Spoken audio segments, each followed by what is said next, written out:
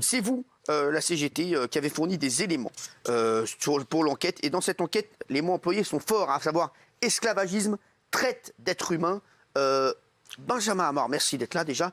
Est-ce que vous pensez que c'était le moment de sortir ces informations? Parce qu'il y a plein de gens qui ont dit c'est pas le moment, ils auraient dû attendre un petit peu.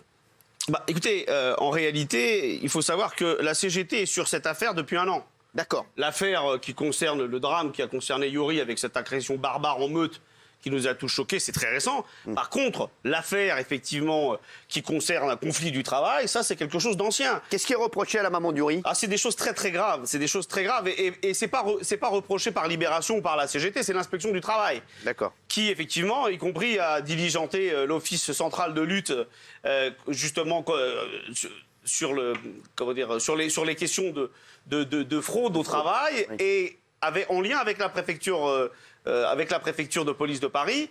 Derrière, on a des questions qui concernent le travail dissimulé, qui concernent le fait d'employer des salariés qui ne sont pas en situation régulière. On a également les questions de traite des êtres humains. C'est l'infraction la plus grave sur le Code du travail. Vous risquez 7 ans d'emprisonnement et 150 000 € d'amende. C'est pas une amende que vous n'avez pas payée. C'est des choses très graves. Alors, et donc nous, on a labouré le terrain avec ces Ukrainiennes, ces travailleuses ukrainiennes depuis 1 an. Voilà, il y a une chronologie qui se télescope, quoi. Alors, la maman d'Yuri, elle affirme que tout est faux. J'ai donné tous les éléments. Le dernier rendez-vous que j'ai eu sur cette histoire a eu lieu hier au commissariat du 15e arrondissement. Ce qu'elle dit, ce sont des mensonges. J'ai déclaré tout le monde, les salariés racontent n'importe quoi. Alors, si vous me permettez, vous savez, moi je suis prof d'histoire géo, mais oui, j'ai longtemps hésité avec la philosophie. Et mon philosophe préféré, c'est Spinoza. Vous savez ce que dit Spinoza? Il dit, dans le domaine intellectuel, ce qu'il faut faire, c'est agir more géométrico, comme un géomètre. Et donc, il ne faut pas mélanger les choses qui n'ont rien à voir. Sur la question de l'agression, qui a créé beaucoup d'émotions, on est comme vous. Et les travailleuses ukrainiennes également, elles sont dans l'empathie. Cette agression barbare, elle a choqué.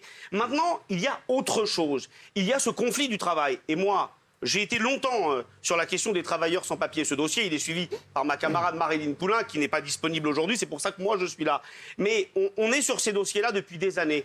Je ne connais pas un employeur accusé de choses aussi graves qui vient et qui vous dit « Mais oui, c'est ainsi, je suis responsable ». Oui, ce sont toujours les travailleurs, qu'ils soient ukrainiens ou maliens, qui ont menti, qui ont dissimulé. Et derrière, il y a l'inspection du travail. Il y a une enquête, vous savez, elles ont été reçues par les gendarmes. Oui. En novembre, il y a une plainte. Donc le travail, il va se faire. Mais moi, je vous dis, le dossier, je le connais, Maryline Poulain le connaît, la CGT le connaît. Il est lourd, il est très lourd.